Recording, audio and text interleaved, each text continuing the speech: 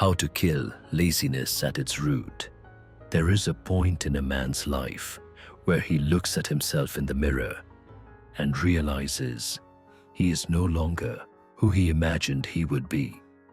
Strength has been replaced by softness, discipline replaced by distraction. The world once forged men in fire. Now it sedates them with comfort. Tonight, we go to war with the part of you that has been silently destroying your potential.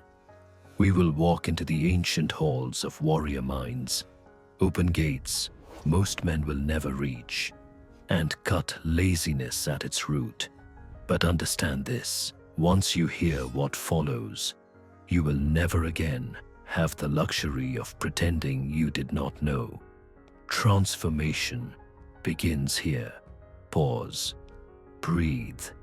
Because what you're about to receive is not motivation. It is a weapon. Chapter 1. The modern weakness. You wake up. The alarm rings. You hit snooze. You scroll. 20 minutes vanish.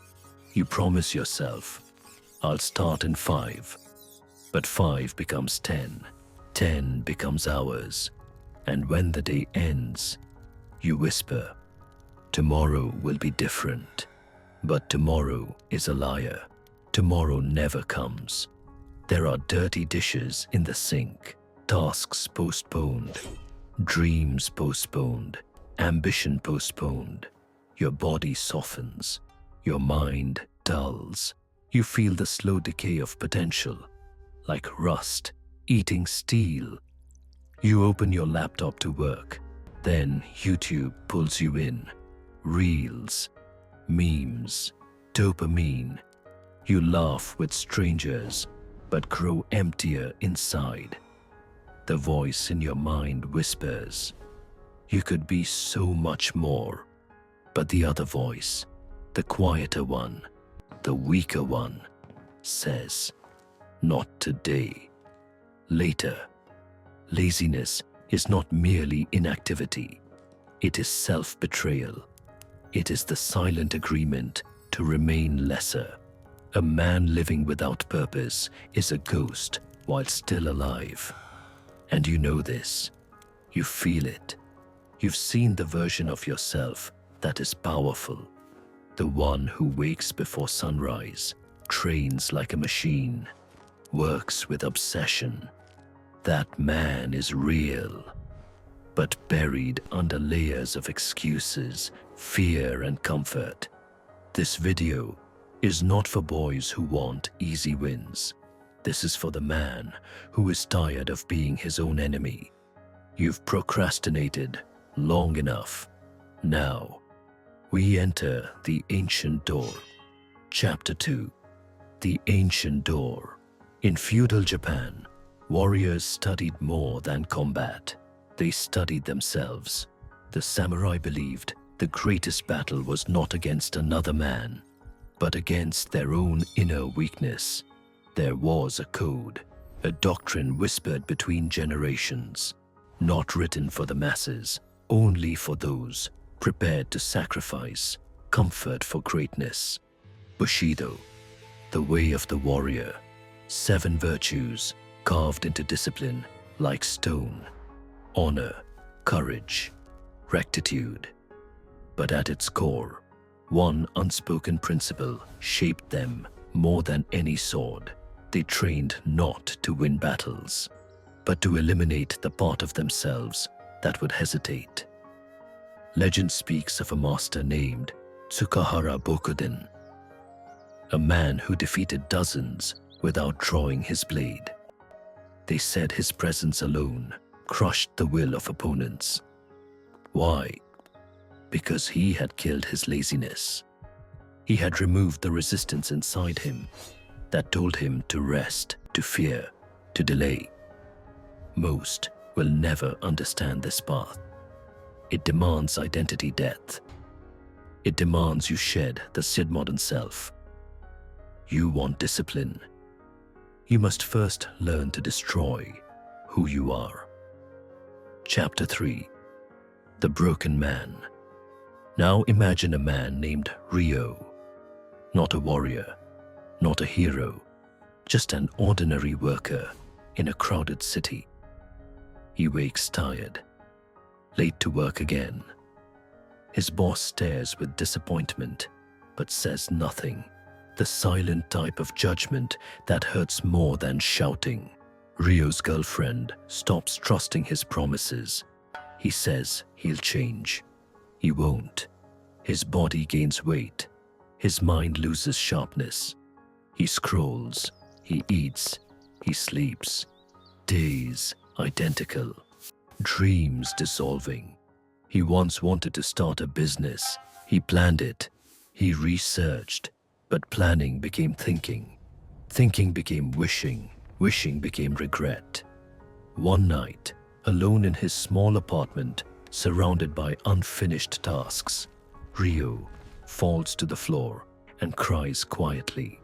Not loud tears, the kind where a man feels his dignity slipping through his fingers. He whispers to himself, "I don't recognize who I am anymore." And in that moment, the old life collapses. This is the point of surrender, where some break forever and others rise. Chapter 4. The First Law. The first law to kill laziness is simple and brutal. Do what must be done, especially when you don't feel like doing it. Samurai trained in storms, in hunger, in freezing rivers, not for strength, but to kill the negotiation with the weak inner voice. The warrior mind is built when comfort is denied. Modern psychology calls it the action override mechanism. Emotion resists effort, but action silences emotion. You don't wait for motivation. You act first. Motivation follows obedience. Your task when you wake tomorrow: choose one difficult thing you've been avoiding and complete it before anything else. No debate, no phone, no scrolling. You will feel resistance. You will hear the voice of laziness whisper, "It's okay to rest. You deserve comfort. Start later." That voice is the enemy. And when you do the task anyway, you make the first cut into laziness. But this is only the beginning. The second law is harder, darker, and few have the resolve to obey it. Chapter 5.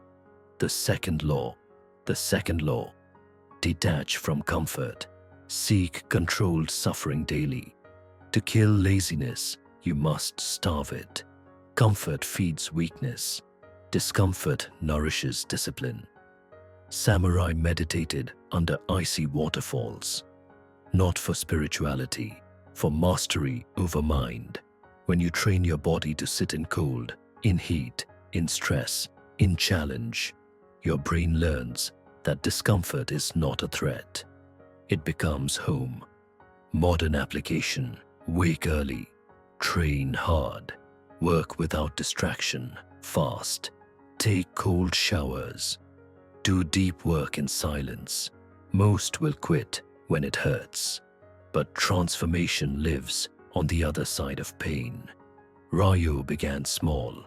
He woke at dawn, ran until his lungs burned, studied for 1 hour without his phone.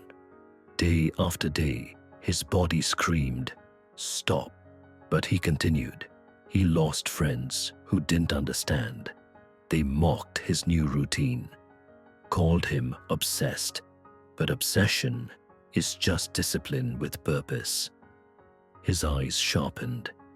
His back straightened. He worked when tired. He trained when stressed. He began to feel something return: self-respect. Yet a shadow still remained. The inner identity of weakness. And to become unstoppable, he would have to kill it entirely. Chapter 6. The Third Law. The third law is the most dangerous. Burn the bridge to your old self. No return, no negotiation, no softness. Most people try to change while holding on to their old habits, old distractions, old identity. But rebirth requires death. Rio deleted social media. He sold his gaming console. He cut contact with those who fed his laziness, not out of hate, but out of survival. He sat alone with his thoughts for the first time in years. No noise to drown insecurity, no escape. His ego died slowly and painfully.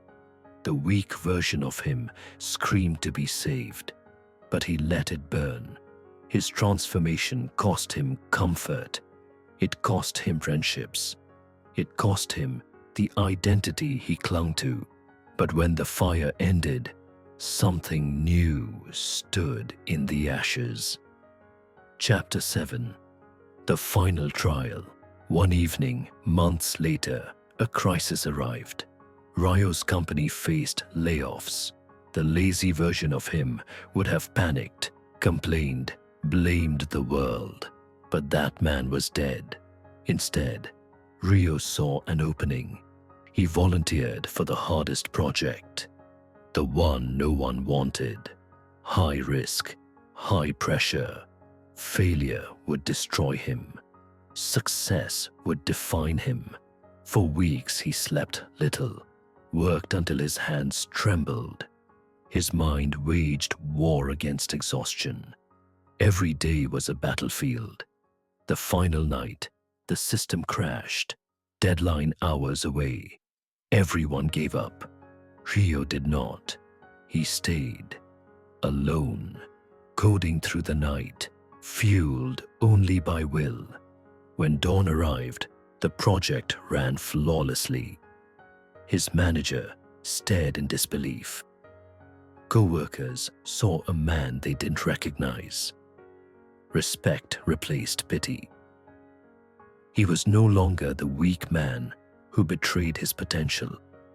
He had conquered himself. Proof of transformation is not words, it is what you do when everything is on the line. Chapter 8. The Silent Aftermath. Success did not make life easier, it made it quieter. Respect isolates. Strength intimidates. Discipline separates you from the average. People treated Rio differently. Some admired him. Some avoided him. Some resented him. He ate alone, worked alone, trained alone. But inside him lived a fire. Calm, unshakable. He no longer needed validation. He no longer chased pleasure. He carried a new identity, warrior of his own mind. In silence, he discovered power. In discomfort, he found peace. In discipline, he killed laziness at its root. And now, it is your turn. Look at yourself honestly. No excuses, no softness. What dream have you delayed? What task have you feared? What version of you is dying in the shadows? You have one action, one test. Tonight, before you sleep, choose one uncomfortable task you've avoided. Do it completely, with no negotiation. This is the doorway. Tomorrow, do another.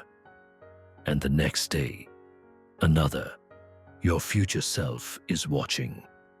Either you rise, or you remain who you are. If this message hit you, subscribe to this channel now, not for entertainment, but to stay close to this path of discipline and transformation. Because weak environments create weak men. You must surround yourself with strength.